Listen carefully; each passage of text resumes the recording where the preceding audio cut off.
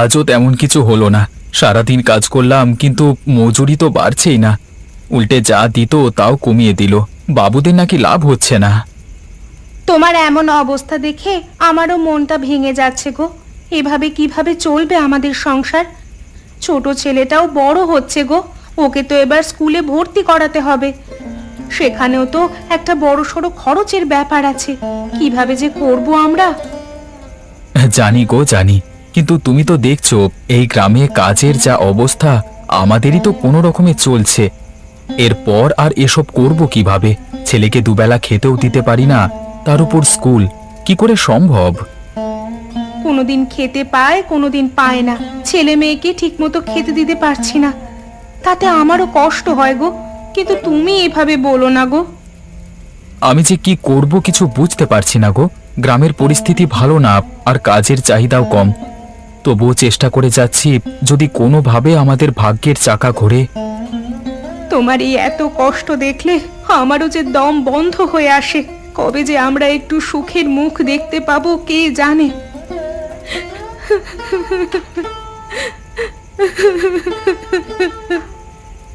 তুমি এভাবে কেঁদো না, সবার দিন সারা জীবন একরকম যায় না গো।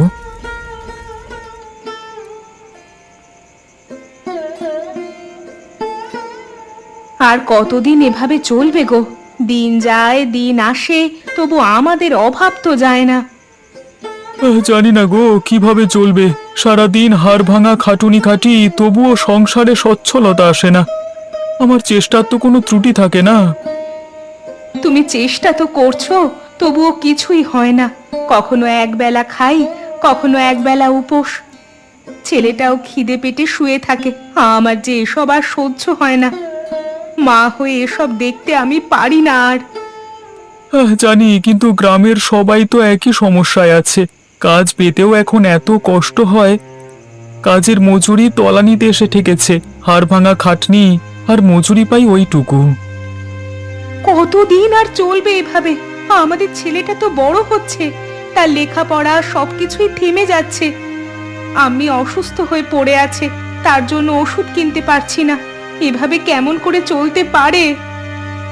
জানি গো, কিন্তু আমি তো আর সত্যি কিছু করতে পারছি না গো। অনেক চেষ্টা করছি, কিন্তু সত্যি তো কিছু হচ্ছে না।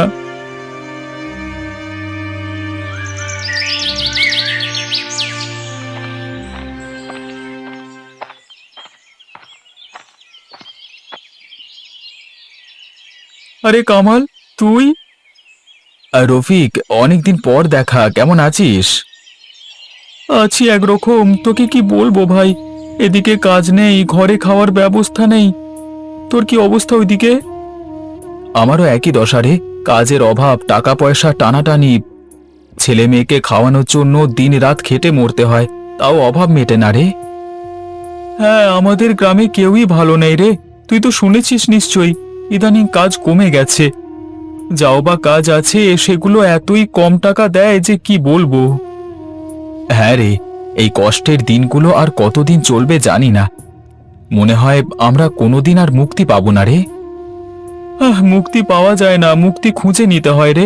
চল, বরং চায়ের দোকানে বসে কিছুক্ষণ কথা বলা যাক। কতদিন পর তোকে দেখলাম।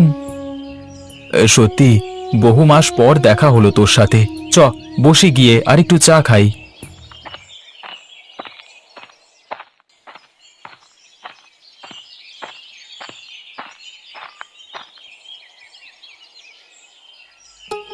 ভাই, 2 কাপ চা দাও তো।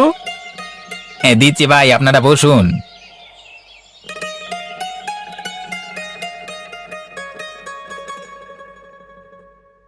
তুই কি ভাবছিস বলতো রফিক? অভাব তো আমাদের পিছুই ছাড়ছে না। জানি, কিন্তু আমাদের কি এভাবে বসে থাকলে চলবে? কিছু একটা তো করতে হবে। এভাবে তো আর সত্যি চলছে না। কি করব বল, কাজ তো নেই এমনিতেই, তার উপর আবার কদিন ধরেই এত বৃষ্টি পড়ছে। কাজ তো আরই হবে না এভাবে। তোর ছোটবেলার কথা মনে আছে কামাল? আমরা মাঝরাতে বৃষ্টিতে মাছ ধরতে যেতাম। তুই কেমন জাল ফেলতিস, সব মাছ আমাদের জালে উঠত। হ্যাঁ রে, সত্যি ছোটবেলাটাই ভালো ছিল জানিস তো। কোনো চিন্তা নেই, ভাবনা নেই, শুধু আনন্দ। এখন সেসব দিনগুলোর কথা খুব মনে পড়ে রে। ঠিকই বলেছিস, এক কাজ করি, এই অভাবের সংসার তো লেগেই আছে, সবই থাকবে। আমরা আবার আজ রাতে যাই, মাছ ধরি, সেই ছোটবেলার মতো। ওসব মাছ ধরা ছেড়ে দিয়েছি, আজ বহুদিন পেরিয়ে গেছে। এসব কি আর এখন হবে? নাই বা হলো, নাই বা পেলাম মাছ, কিন্তু একসাথে গেলে আবার তো ছোটবেলার মতো করে কিছুটা কাটাতে পারবো। সেটাই বা কম কিসের? চল না, খুব একঘেয়ে লাগে রে আজকাল, খুব ক্লান্ত হয়ে গেছি। মাঝরাতে বৃষ্টির মধ্যে যাবি? হ্যাঁ, ঠিক ধরেছিস, এখন বৃষ্টি বাদলার সময়। চল আবার সেই পুরনো দিনে ফিরে যাই। কিছুক্ষণের জন্য হলেও পুরনো দিনের মতো দুই বন্ধুতে কিছুটা সময় কাটাই। তুই তো ভালোই জানিস এখন মাছ ধরবার মোক্ষম সময়। রাতের বেলায় মাছ ধরতে নামলে সব বড় বড় মাছ ওঠে। সে তো বুঝলাম, কিন্তু এত বৃষ্টিতে জাল ফেলা কি সহজ হবে? আরে সাহস থাকতে হবে। ছোটবেলায় তো কতবার এমন বৃষ্টিতে মাছ ধরেছি, মনে নেই তোর? হ্যাঁ, মনে আছে ভাই, তখন তো সবকিছুই সহজ মনে হতো। এখন একটু ঝুঁকির কথা ভাবলেই মনের মধ্যে ভয় এসে যায়। কামাল, এই কষ্টের জীবন কাটাতে হলে কিছু করতে হবে। মাছ ধরতে পারলে বেশ কিছু টাকা পেতে পারবো। একটু চেষ্টা কর, দেখবি সব ঠিক হয়ে যাবে। ঠিকই বলেছিস। তা বল, জালটা কোথায় ফেলবো? এখানেই ফেল, একটু গভীরে ফেল, জল টলমল করছে, মাছের ঝাঁক এখানেই আছে। হ্যাঁ চল, দেখি পাই কিনা।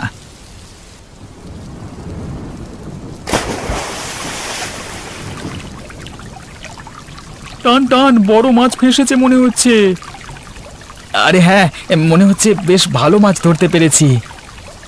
আরে টান টান, দেখি কি উঠেছে। আরে আরে দেখ, ইলিশ উঠেছে আজকে। হ্যাঁ ভাই, এত ইলিশ উঠবে ভাবতেও পারিনি। এত ইলিশ আমি কখনো দেখিনি রে। তোকে বলেছিলাম না, মাছ ধরা আমরা ভুলিনি। আরেকবার জালটা ফেলবি নাকি? তুই কি বলিস, ফেলেই দেখি। হ্যাঁ, ফেল ফেল ফেল দেখি আরেকবার।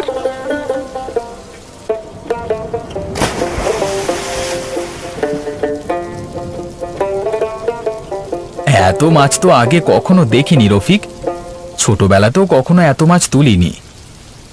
আজ বহুদিন পর আবার একটু ভালো লাগছে রে। ঠিক বলেছিস, রোজকার এত হতাশা অভাব এসব থেকে বেরিয়ে আজ যেন একটু খোলা বাতাস পেলাম। এরকম আমরা মাঝে মধ্যে আসতেই পারি, কি বলিস? সে তো আসতেই পারি, কিন্তু একবার একটু জাল ভর্তি মাছগুলোর দিকে তাকা।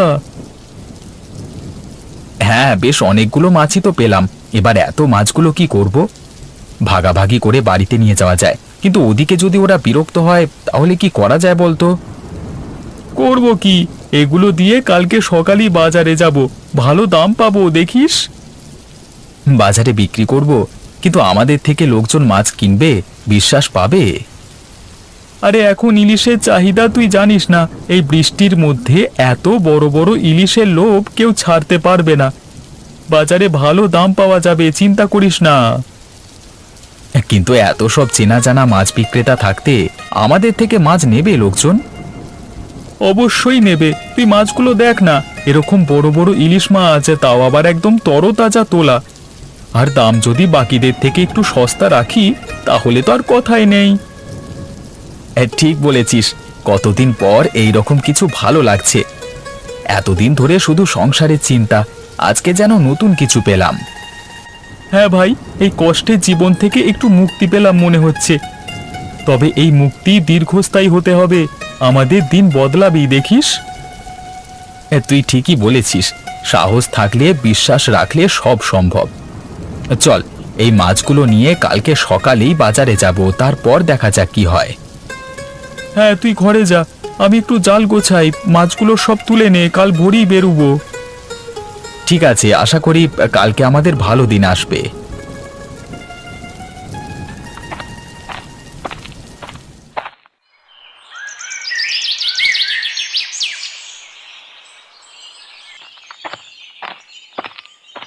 আজকে মনে হচ্ছে সত্যি ভাগ্য খুলবে রফিক।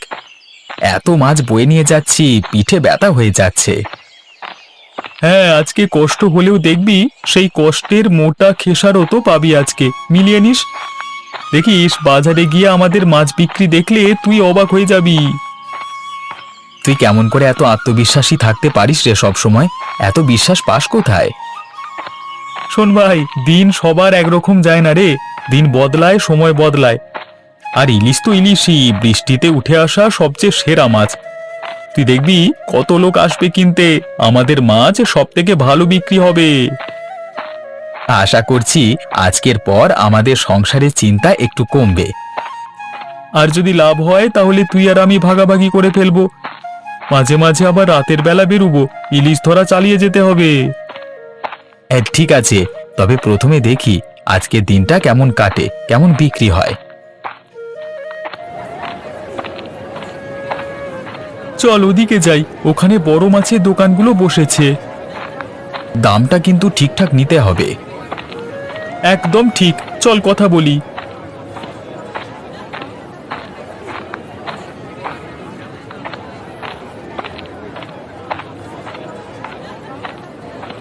বাহ, এত বড় ইলিশ কোথায় পেলে তোমরা? নিজেরাই ধরেছি, কালকে রাতের বৃষ্টিতে বড় বড় ইলিশ পেয়েছি আমরা। এর দাম কিন্তু ভালোই পাবে, চলো আমি কিনে নিচ্ছি। কত দেবে? না, এত ভালো মাছ এই দামে হবে না গো। এই রফিক, এত ভালো দাম দিচ্ছিল, তুই তবু না করলি কেন? সেই জন্যই না করেছি। ওরা যদি এত ভালো দাম দেয় তাহলে আমরা নিজেরাই যদি বসে বিক্রি করি তাহলে কত ভালো দাম পাবো ভাব। এদিকটা তো ভেবে দেখিনি। তাহলে কি করবি? আমরা নিজেরাই বিক্রি করব। চ, একটা ভালো জায়গা দেখে বসে পড়।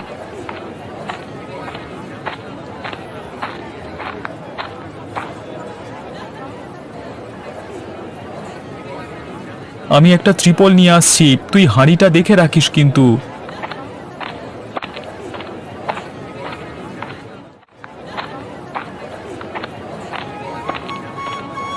রফিক, মনে হচ্ছে আজকে ভালোই বিক্রি হবে। ইলিশ দেখে লোকজনের চোখগুলো কেমন চকচক করছে। দেখবি আমাদের এই মাছগুলো ছিনিয়ে নেবে সবাই, দামও ভালো পাবো।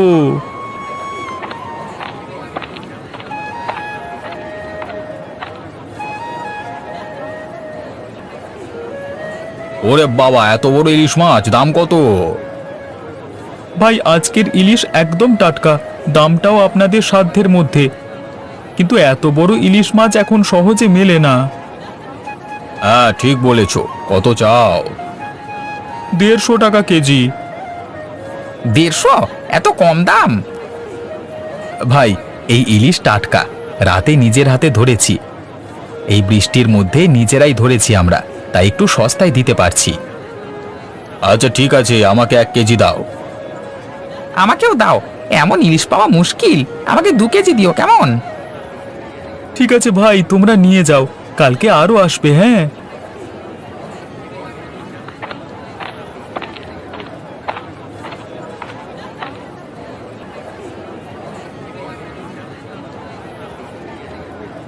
দেখলি, যা বলেছিলাম তাই হলো। এত ইলিশ এত তাড়াতাড়ি বিক্রি হয়ে গেল। দেখ, বলেছিলাম তো, এখন ইলিশের চাহিদা তুঙ্গে, আমাদের দুশ্চিন্তা আপাতত মিটলো।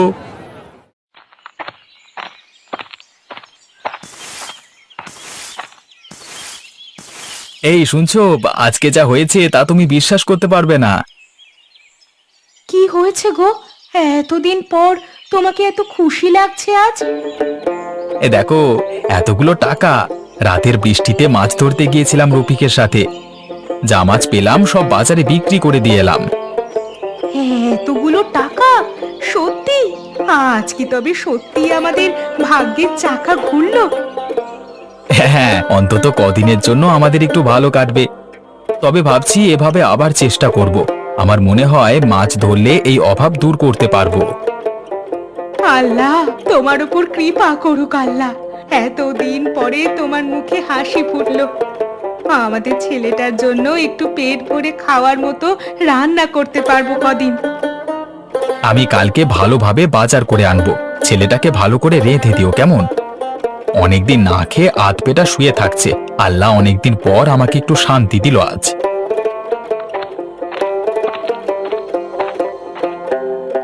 এই যে শোনো, এইদিকে এসো গো, কোথায় গেলে?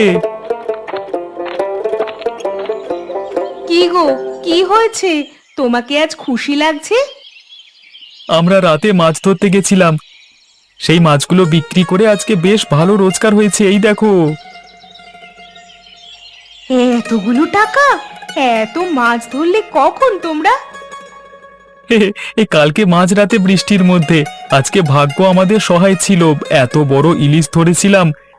বাজারে একটাও মাছ বাদ পড়েনি, সব বিক্রি হয়ে গেছে, কারাকারি করে লোকজন কিনেছে। আল্লাহ, আমাদের ভাগ্যে এমন দিনও ছিল। এবার থেকে সংসার একটু গুছিয়ে চলতে পারবো। হ্যাঁ, এখন থেকে আমরা মাঝে মাঝে মাছ ধরতে যাব বলে ঠিক করেছি। দেখবে কষ্টের দিনগুলো আবার একটু একটু করে সব বদলে যাবে। কাল তাহলে আম্মিকে নিয়ে একটু ডাক্তার দেখিও, শরীরটা কদিন ধরে খুব খারাপ। একটু ওষুধও জোটেনি এতদিন। হ্যাঁ হ্যাঁ, কালকে সকালে যাব, তুমিও যেও সাথে করে, কেমন?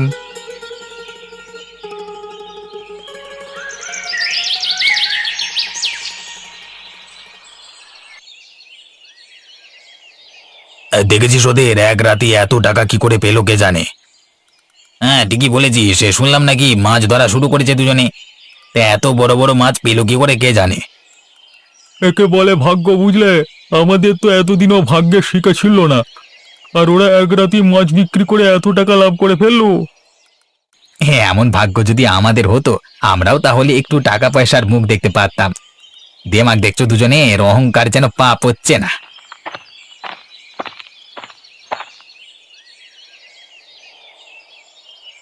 আরে কি ব্যাপার রফিক, কেমন চলছে সব? তোমার তো পুরো চেহারাই পাল্টে গেছে। কি যে বলেন আপনি, সবই আল্লাহর দয়া, ওনার একটু রহমত পেলাম আমরা। তাহলে অল্প রেহমত তো আমাদের উপরে হতে পারে। এই যে আমরা সব এভাবে অভাবে তাড়নায় মরছি, পরিবারকে ভালো মন্দ দুটো খেতে অবধি দিতে পারছি না, আমাদেরও তো একটু দরকার নাকি? চাইলে আপনারা সবাই কিছু না কিছু করতে পারেন। আমাদের এই গ্রামে কেউ ভালো মাছ ধরতে জানে, কেউ মাটির কাজ জানে, কেউ হাতের কাজ জানে। তাহলে এই জানাগুলোকে কাজে লাগানো হচ্ছে না কেন? এগুলোকে কাজে লাগাতে পারলে তো এখানে কারোর ঘরে কোনো অভাবই থাকবে না। আমরা যদি এভাবে এসব করতে পারি, তাহলে একদিকে যেমন আমাদেরও একটু আয় পায় বাড়বে, ঠিক তেমনি আমাদের সম্বন্ধে অন্যান্য গ্রাম থেকেও লোকেরা অনেক কিছু জানবে। তাহলে তো গ্রামের অভাবই মিটে যাবে, তাই না? সেই জন্যই বলছি, আমাদের হিংসে করে কোনো লাভ নেই। তোমরা নিজেরা চেষ্টা করো, দরকারে আমরা নিজেরা একটা বাজার করতে পারি, তাতে মানুষজনের রোজগারও বাড়বে। কিন্তু গ্রামের এই অভাবের পরিবেশে জিনিসপত্র কিনবে কে আমাদের থেকে? এর জন্য খুব ভালো একটা প্রস্তাব আছে আমার কাছে। যার যে কাজটা ভালো লাগবে করতে, সে সেটা করবে। এই গ্রামের লোকজন এবার থেকে টাকা নিয়ে কেনাবেচা করবে না, যার যে জিনিসটা পছন্দ সেই সেই জিনিসের আদান প্রদান করবে। আমাদের সব দরকারি জিনিস যদি গ্রামেই পাওয়া যায়, তাহলে টাকা আছে কি নেই তাতে কিছু আসে যাবে না। মানে 1 কিলো চাল নেওয়ার জন্য চাইলে 2 কিলো চিনিও নিতে পারে, বা অন্য কিছু। এ তো দারুণ বুদ্ধি। আরে এতে আমাদের জিনিসপত্র বিক্রি না হওয়ার ভয়টা থাকবে না, আবার সবার অভাব অভিযোগও মিটে যাবে। না কামাল, তুই তো কামাল করে দিলি ভাই, এমন বুদ্ধি এর আগে কেউ কখনো দেয়নি। দারুণ হবে ব্যাপারটা। চলো তাহলে আমরা আবার নতুন উদ্যমে কাজটা শুরু করি।